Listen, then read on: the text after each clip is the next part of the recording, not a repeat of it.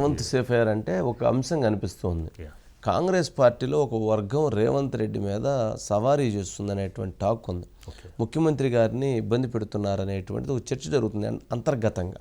సరే పైకి అంతా బాగున్నట్టుగా ఉండదు, బట్ అంతర్గతంగా ఇది ఉన్నటువంటి పరిస్థితి ఉంది. ఇప్పుడు ఏదైతే ఉందో, ఇప్పుడు ఢిల్లీలో బాబు ఈ పరిణామాలు అక్కడ తెలుగుదేశం ఎన్ని రావటంతో వాళ్ళందరూ కూడా పిన్ డ్రాప్ సైలెన్స్. అవునండి. ఎందుకంటే అవునన్నా కాదన్నా చంద్రబాబు నాయుడు గారికి రేవంత్ రెడ్డి గారికి ఉన్న ఒక అనుబంధం ఒక గొప్పది. కాకపోతే ఆయన మొన్న నేను ఆయన శిష్యుడు అని అంటే నేను ఒప్పుకోను, నేను శిష్యుడైంది, నేను సమకాలికుడిని, ఇలాంటి పదాలు ఆయన మాట్లాడకుండా ఉంటే బాగుంటుంది. సమకాలికుడా శిష్యుడా అనే దానికంటే కూడా అది గతంలో మాట్లాడుంటే బాగుండేది. ఇక్కడ ఏంటంటే ఎప్పుడూ కూడా మనకు అవకాశం ఇచ్చినటువంటి వాళ్ళు, మనం మంచి చేసినటువంటి వాళ్ళ గురించి మనం మంచి చెప్పినా గౌరవం చెప్పినా తప్పు లేదు. ఇట్లాంటి కొన్ని ఏంటంటే అవి కొన్ని రకరకాలుగా వెళతాయి, రకరకాలైనటువంటి చర్చలు జరుగుతాయి. అలాగే అట్లాంటి వాటికి అవకాశం ఇవ్వకుండా ఖచ్చితంగా ఆయన వలన ఆయన ఒక ఉన్నత స్థానానికి వచ్చారు. ఆయన ఆ రోజు కాంగ్రెస్ పార్టీకి వెళ్ళటం, ఆ కాంగ్రెస్ పార్టీలో దాని ద్వారా బలపడ్డారు.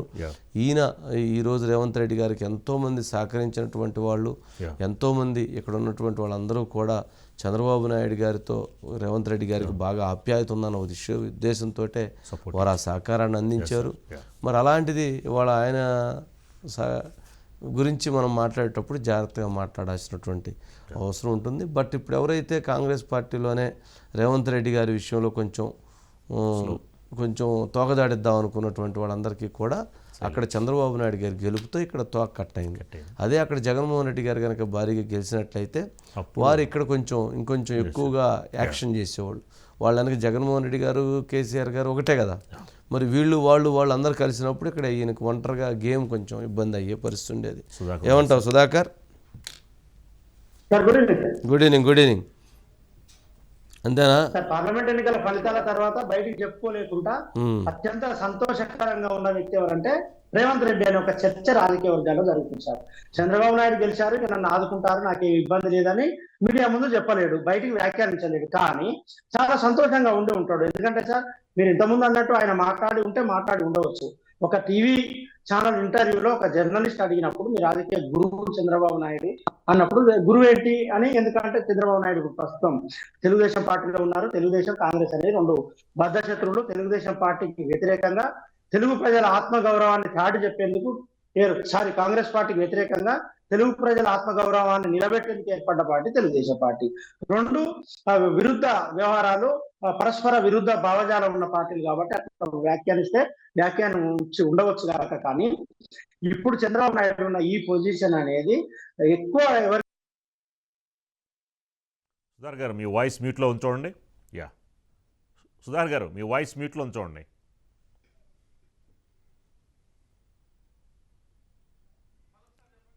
సుధాకర్ గారు మీ వాయిస్ మ్యూట్లో ఉంచండి.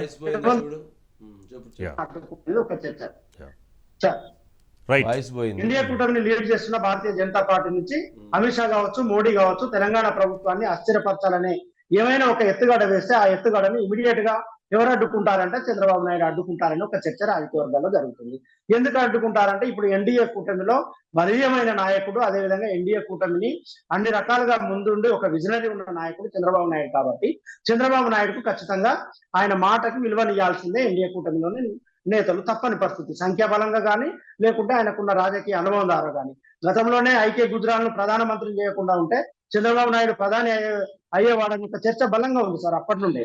తర్వాత మధ్యలో వచ్చిన మోడీ, అమిత్ షా చంద్రబాబు నాయుడు రాజకీయ అనుభవాన్ని జీర్ణించుకోలేక ఆయన పక్కన పెట్టిన వ్యవహారం ఉంది కాబట్టి ఇప్పుడు సంఖ్యాపరంగా ఖచ్చితంగా చంద్రబాబు నాయుడుకు వారు గౌరవం ఇవ్వాల్సిందే, ఆయన మాటను గౌరవించాల్సిందే. అందులో భాగంగానే ఒకవేళ తెలంగాణ ప్రభుత్వాన్ని ముఖ్యంగా రేవంత్ రెడ్డిని అస్థిరపరచాలని చూస్తే చంద్రబాబు నాయుడు రూపంలో అడ్డుకునే ప్రయత్నం జరుగుతుంది. ఒకటి సార్, ఓటుకు నోటు కేసు అనేది ఎప్పుడు రేవంత్ రెడ్డి మేడ మీద వేలాడుతున్న కత్తి సార్. అది ఏ క్షణమైన రేవంత్ రెడ్డి రాజకీయంగా మరింత బలపడతాడను, లేకుంటే కేంద్రంలో ఎన్డీఏ ప్రభుత్వాన్ని ఇబ్బంది పెడతాడని భావించిన మరుక్షణం ఓటుకు నోటు కేసును బయటకు తీస్తారు.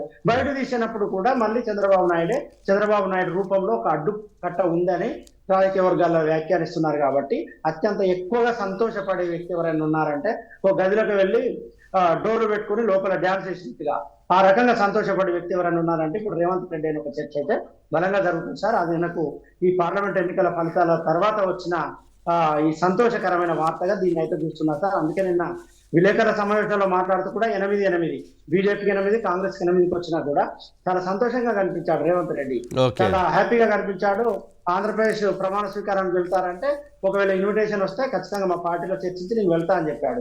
ఒకరు ఎన్డీఏలో ఒకరు ఇండియా కూటమిలో ఉన్నప్పటికీ కూడా వ్యక్తిగత బంధం అనేది తీసివేయండి కాదు సార్. ఎందుకంటే రేవంత్ రెడ్డి కూతురు పెళ్లి సందర్భంలో అన్ని తానే వివరించారు చంద్రబాబు నాయుడు. కుటుంబ సమేతంగా రేవంత్ రెడ్డి ఇంటికి వెళ్లి పెళ్లిని దగ్గరుండి జరిపించారు. కేవలం ఆయన బెయిల్ మీద పెళ్లికి సంబంధించి సుధాకర్ నిన్నటిదాకా కాంగ్రెస్ పార్టీలో ఉన్నటువంటి కొంతమంది ఈయన చంద్రబాబు నాయుడు గారి దగ్గర లేదా చంద్రబాబు నాయుడు టీం ఈయన దగ్గర వాళ్ళంతా ఈయన పరోక్షంగా ఉన్నారు అని అంటున్నారని భయపడి నేను వారికి దూరం నేను మీ అందరికీ దగ్గర అనే దానికి ఒక ఇచ్చుకునే ప్రయత్నం చేశారు. కానీ ఇప్పుడు ఢిల్లీలో రాష్ట్రంలో రెండిట్లో మళ్ళీ ఆయన ప్రభావవంతంగా ఉండటంతో మళ్ళీ ఇవన్నీ కూడా మళ్ళీ సెట్ అయిపోయేటువంటి పరిస్థితి. ఆయన ఎందుకనో మొత్తానికి ఆ విమర్శలకి లేదా వాళ్ళు అది అనుకుంటున్నారు వీళ్ళు అది అనుకుంటున్నారు అనే దానికి ఈయన ఎక్కువ కంగారు పడుతున్నట్టు ఆయన ఒరిజినాలిటీ దెబ్బతింటుంది. రేవంత్ రెడ్డి గారు ఒరిజినాలిటీ దెబ్బతింటుంది. ఆయన ఉన్నది మాట్లాడతాడు, ఉన్నదాంతో ముందుకెళ్తాడు తప్ప